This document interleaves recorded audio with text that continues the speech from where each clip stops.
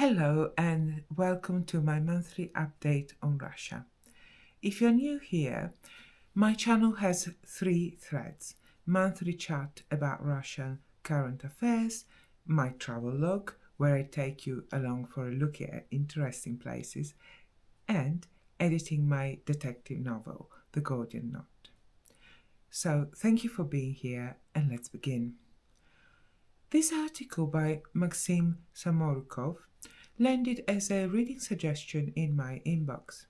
And like similar articles I have come across in the past 2 years and a bit, it annoyed me.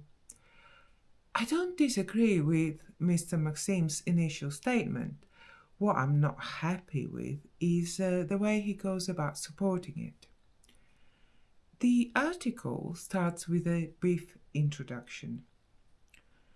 To summarize, Putin is strong, money is coming in, there is no opposition left inside Russia, and Russians have united behind Mr. Putin. According to Maxim, Putin rules unchecked and in isolation. My argument is that no one rules in isolation, and no government survives without consensus.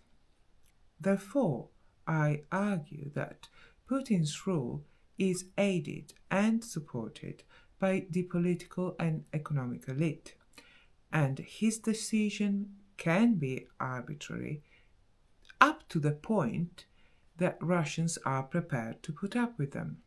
I'd like to add something to Maxim's statement about Europe's military industry.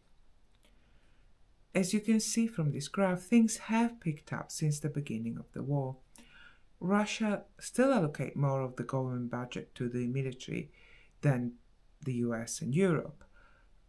And by volume, Russia had been the largest exporter of weapons, second only to the United States. It is a legacy industry from the Soviet Union. However, exports have been declining, and if we look at this graph, we can assume or guess that perhaps Russia had been stockpiling weapons for a little while. Maxim seems to argue that the lack of quality control on Kremlin's decisions will result in the bureaucratic arm of the state to seize up. He puts forward the example of Gorbachev's reforms during Perestroika. And I do understand Maxim's view, but bureaucracies everywhere are about continuity. They are tasked with turning political decisions into workable rules that can be tacked on existing framework. Bureaucracy's preferred rate of change is that of a glacier in the middle of an ice age. Trying to implement the reforms envisaged by Gorbachev, I think, resulted in the equivalent of a heart attack. At the moment, political decisions trickle down at a speed that the bureaucracy can cope with and do not require dramatic change in direction. I agree that autocracies are prone to fail and fail catastrophically. In my opinion, democracies are like an old bus. They stop often, go nowhere fast, and often have to change direction when the road gets too bumpy, but they keep on going. Whereas autocracies are like trains. They are difficult to stop, go very fast, all the way to the edge of the precipice and over it. Looking at the stats on the opinion polls conducted by the Levada Center in Russia, the Levada Center is an independent organization. Maxim is right in saying that people in Russia overall stand by their president and their government. Approval rates for President Putin are high and have been creeping upwards since the beginning of the war. The government approval ratings lags a bit behind, as usual, but they are very good. You can see the same pattern emerging in 2014, with the war in Crimea. It appears that confrontation, especially with the West, leads to Russians unifying behind their government. Maxime mentions the Crocus Hall terror attack. A quick recap: on the 22nd of March, armed men entered the concert hall and began shooting people arriving for a concert, and then set fire to the venue before leaving. 144 people died in the attack, 551 were injured. ISK, or IS Khorasan, claimed responsibility. Maxime claims that the poor decision-making in the Kremlin resulted in failing to prevent the attack and attempting to blame Ukraine. Yes, but mainly no. The security services tried to blame poor intelligence from the US for their failure, but information in the press stated that the American intelligence services had provided their counterparts in Russia with a warning that such an attack was imminent. Moreover, the Iranians, an ally and friend, had issued a very similar warning. So the covert once behind operation, as I like to call it, failed at home. Trying to deflect on Ukraine didn't fly much either, according to what I have seen in the Russian press. But I go more in detail in this video, links in the description below.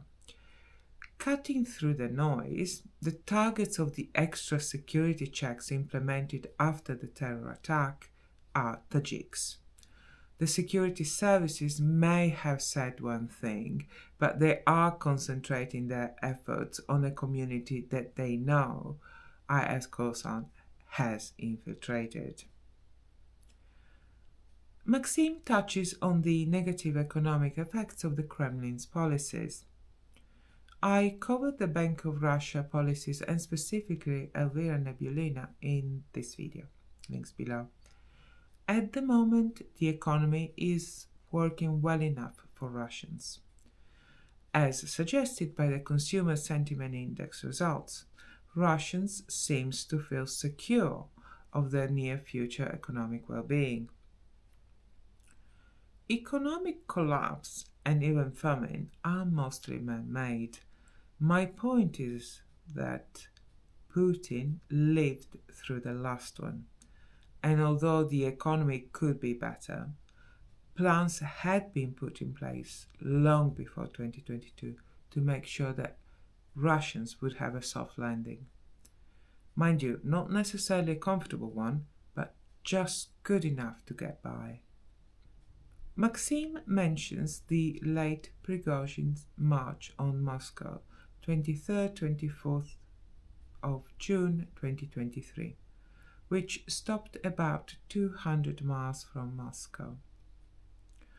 It was quite the surreal event, but then you see, I think of the late Mr. Prigozhin as a businessman, the kind of businessman that emerged in the wild 90s in St. Petersburg. By the way, Putin hails from there too. And I touched on the origin story and the complexity of their relationship in this video, links below. Maxime seems to suggest that the march went as far as it did because of Putin's indecisiveness. However, I tend to lean more towards Lukashenko's assessment. Lukashenko remarked that Putin does not like to take decisions under pressure and does not react well when pushed into a corner. I think that after the initial anger and Putin was angry, a plan was agreed to defuse the situation and get Prigozhin to give up on marching his men into Moscow. This Wikipedia page gives you a good postmortem of the mutiny.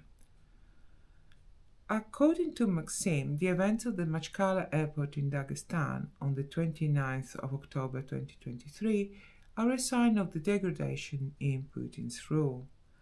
A quick recap. A small mob attacked the passengers disembarking a plane from Israel.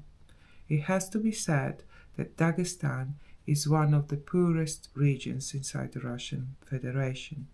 It has a high youth unemployment, and in the past it has been fertile recruitment ground for extreme Islamist movements, and it suffers from deep-rooted corruption in public service. These are chronic issues in the region. Anti-Semitic undercurrents have never fully gone away, inside and outside Russia. These are all contributing factors, as much as Moscow not being that bothered with the provinces until something happens, and then they have to do something, which, as I understand, is not news. As I said at the beginning, I don't disagree with Maxim's premise that the regime is brittle. Putin has been alternatively encouraging all factions, so that if he goes, everyone stands to lose.